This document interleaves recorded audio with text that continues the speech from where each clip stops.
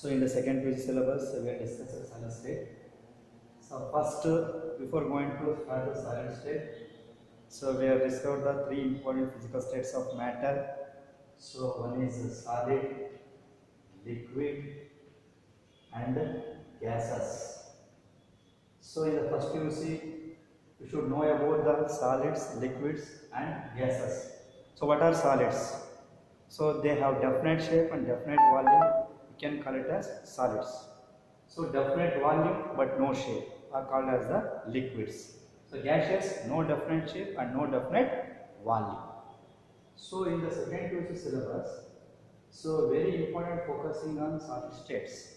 So solid state means here, so generally they have definite shape and definite volume because the constituent particles are orderly arranged. So and one more thing, these solid states are further classification into two types. One is crystalline solid. The second one is called as the amorphous. So what are crystalline solids and what are amorphous solids? The important concept is what is the difference between crystalline solids and amorphous solids. So here crystalline solids are orderly arranged particles. The constituent particles are orderly arranged. They have sharp melting point. And heat of fusion is also high. And one more important concept is crystalline solids are anisotropic. In nature. So these are the four important concepts. So what are the four important concepts? Crystalline solids are orderly arranged constituent particles, sharp melting points, heat of fusion is high, and one more, anisotropic. Crystalline solids are anisotropic in nature. The next, amorphous. So opposite of this one. Amorphous means here the constituent particles are not orderly arranged. No orderly arrangement of the constituent particles in the structure are called as the amorphous. And one more, they have range melting point. So then compared to crystalline solids, sharp melting point. Here also range melting point. The next concept is heat of fusion is low. And one more, amorphous solids are isotropic in nature. So one important concept, why crystalline solids are anisotropic in nature? Why amorphous solids are isotropic in nature? So iso means here same. Tropic means physical properties.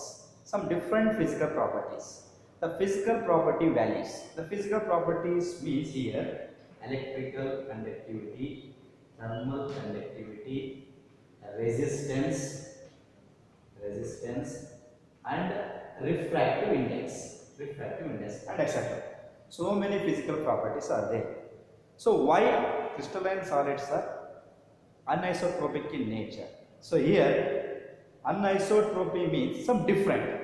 Isotropy here also same. Anisotropy is different. Here anisotropy means here the physical property values are different in different directions. The physical property values are different in different directions. That's why crystalline solids are anisotropic in nature. And one more, crystalline solids are also called as the true solids.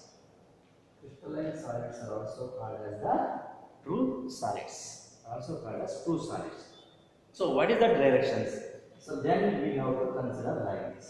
This is x-axis, y-axis and z-axis. So here crystalline solids are orderly arranged constituent particles.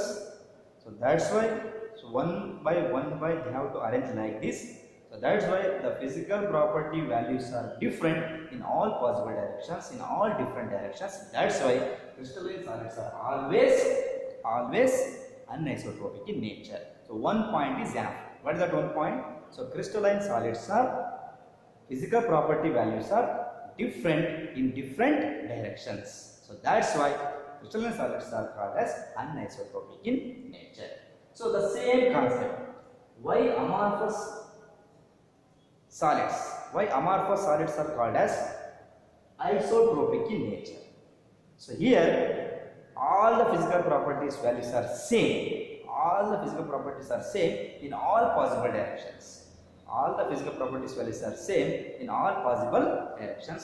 So that's why amorphous solids are isotropic in nature. And amorphous solids are also called as pseudo solids.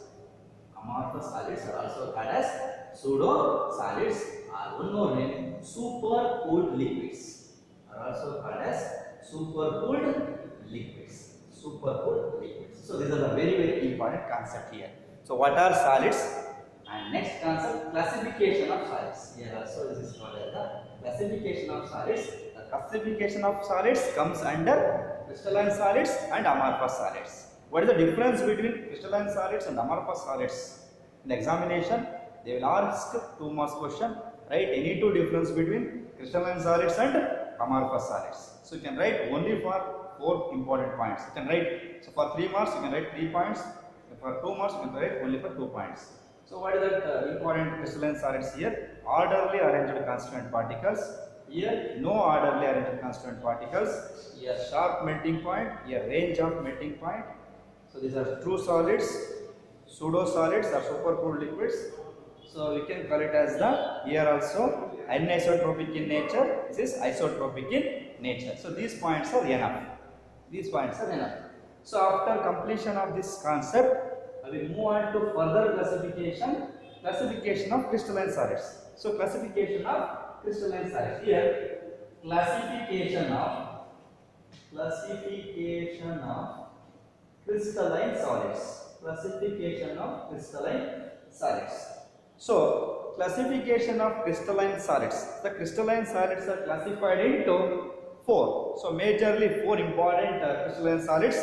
So one is here important concept, and one is here. So molecular crystalline solids. Molecular crystalline solids. Molecular crystalline solids. This is one molecular crystalline solids. So the second one is covalent crystalline solids. Covalent. And third one is ionic crystalline solids. Ionic crystalline solids. And fourth one is metallic crystalline solids. Metallic crystalline solids. These are very important concepts here. So what are, how to classify the crystalline solids? So crystalline classification of crystalline solids are 4 categories: molecular crystalline solids, covalent crystalline solids, ionic crystalline solids, metallic crystalline solids. So what are molecular crystalline solids? So what are covalent crystalline solids? What are ionic crystalline solids? What are metallic crystalline solids? So molecular crystalline solids. So almost all, one concept is very important. So here very important, these crystalline solids are majorly based on the constituent particles and force of attraction, binding force and force of attraction. Here the molecular crystalline solids, these are molecules. The constituent particles are the molecules. Here the constituent particles are called as the molecules, and these are held by weak van der Waals force of attraction. These are held by weak van der Waals force of attraction. So in any kind of crystalline solids, majorly based on 2 important concepts. One is constituent particles, one is a constituent particle. The second one is force. This is very important. In the case of molecular crystalline solids, molecules are the constituent particles. So molecules are the constituent particles, and these are held by the weak van der Waals force of attraction. Weak van der Waals force of attraction, we can call it as this. Okay, here also. And one more we can call it as this is called as the hydrogen bond is also here formed. Hydrogen bond is also find. And majorly so many examples are there. Ice, the best example for molecular crystalline solids, ice, and solid CO2 and solid NH3. So many examples you can able to find in this case here. This is called as molecular crystalline solids. So what are molecular crystalline solids? Majorly focusing here only for the molecular crystalline solids. So one is majorly constituent particles. The second one is the force of attraction. So because here molecular crystalline solids consisting of the constituent particles and held together by the weak van der Waals force of attraction. The next one is covalent crystals. Covalent crystals. Generally, so these covalent crystalline solids. Covalent crystalline solids are very strong crystalline solids here also. So these are held together by the covalent bond. These are held together by the covalent bond. Here also, these covalent crystalline solids are held together by the covalent bond. So many examples are there: covalent wire, diamond, and graphite, and variety of examples are given by the covalent crystalline solids. And the next is ionic crystals. Ionic crystals means ions. So these are mainly constituent particles are called cations and anions. In the ionic crystalline solids, the constituent particles are called cations and anions. Cations and anions. Cations and anions are held together by the so we can call it as held together generally electrostatic force of attraction. Held together by the electrostatic force of attraction here also. So cations and anions held together by the electrostatic force of attraction, and generally and majorly ionic crystalline solids are formed by the ionic bond. So majorly, so many examples are given for this ionic crystalline solids, like rock salt. The best example for rock salt, and so many examples are there. Rock salt, and here also calcium carbonate, and so many cations and anions like cesium chloride, and varieties of examples are given for